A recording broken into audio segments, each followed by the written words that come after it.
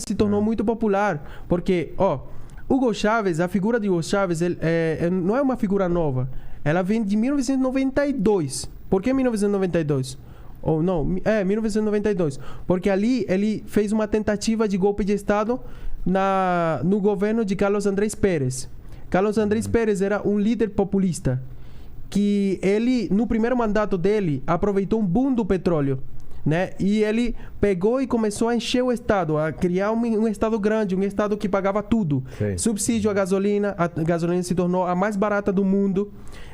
Subsídio à água, à luz, ninguém quase pagava água nem luz, não tinha nada de conta para pagar, não tinha imposto também.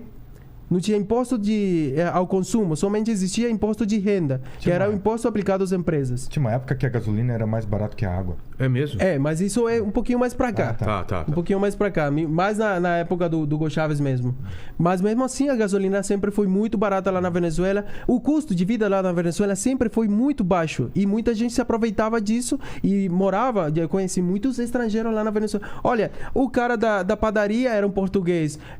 O cara que ajeitava sapato, né? O sapateiro era um libanês. Sim. E o do mercadinho peruano tinha chinês, tinha pessoas de qualquer parte do mundo que iam para lá, para Venezuela, para aproveitar essa época que tudo era barato, tudo era quase praticamente de graça. O custo de vida era muito baixo e as pessoas se aproveitavam muito disso. E o que acontece? Que o Estado ele estava financiando todos esses custos, né? Todos esses subsídios pelo petróleo e não pelos impostos.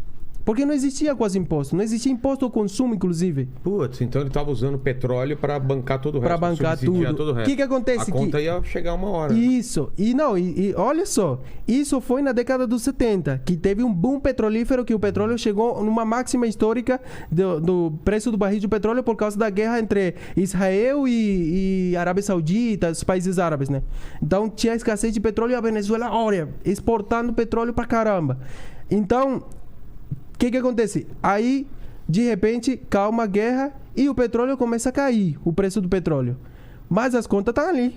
Alguém tem que seguir pagando essa conta, né? E o Carlos Andrés Pérez, isso foi no primeiro mandato dele, nos anos 70. Ele percebeu que, cara, e agora como é que a gente vai poder pagar todas essas contas? Se agora não temos o dinheiro do petróleo, vamos fazer o seguinte. Mano, naquela época faziam filas os bancos internacionais. Mano. Falei, mano. O cara já tá aqui da quebrada aqui em São Paulo. Eu não tô em São Paulo? É isso aí, então. Corinthians? Não. O que você torce? Não posso dizer o time porque tá bom. você vai ficar com raiva, eu acho. Não vou, claro que não. Flamengo, rapaz. Flamengo? Mas tá em São Paulo e torce pro Flamengo? Não, é por isso que eu tô... Depois você explica por que tá. Por isso que eu tô aqui com medo. Não, relaxa. Eu tô em São Paulo.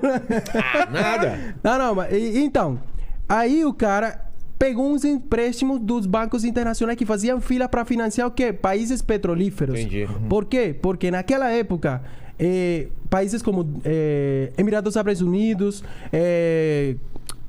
o próprio Catar, eles estavam pegando empréstimos internacionais porque eles não tinham suficiente maquinárias e equipamento para explorar o solo, para extrair o petróleo, o gás e esse tipo de recursos naturais, né? Então, os bancos internacionais financiavam tudo isso aí, toda essa exploração do petróleo, tudo isso aí. Só que a Venezuela já tinha a sua infraestrutura já. E essa infraestrutura também tem uma origem histórica bem longa.